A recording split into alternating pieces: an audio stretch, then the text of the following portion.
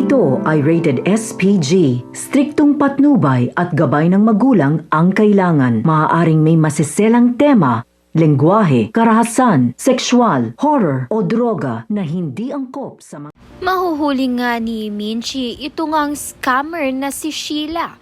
At dito na nga'y papanagutin nga ni Minchi itong si Sheila. Dahil gusto nga ni Sheila na tumakas na nga, takasan na nga ang mga na-scam nito ni Minchi.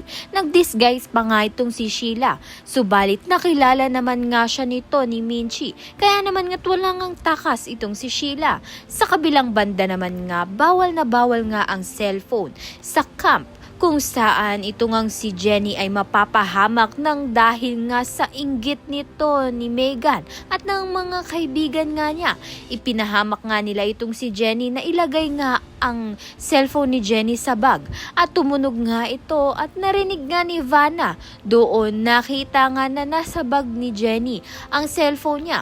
Kaya naman nga't napagalitan nga siya ng husto nang wala naman ngang kamalay-malay itong si Jenny sa nangyari. Kaya naman nga't yan at iba pa ang dapat nating pakaabangan. Maraming salamat sa iyong panunood.